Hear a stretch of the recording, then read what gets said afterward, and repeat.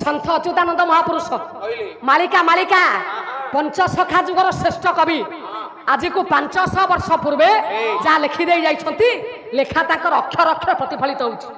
अच्युत कौन कहले कहले 49 खंड पवन बहिब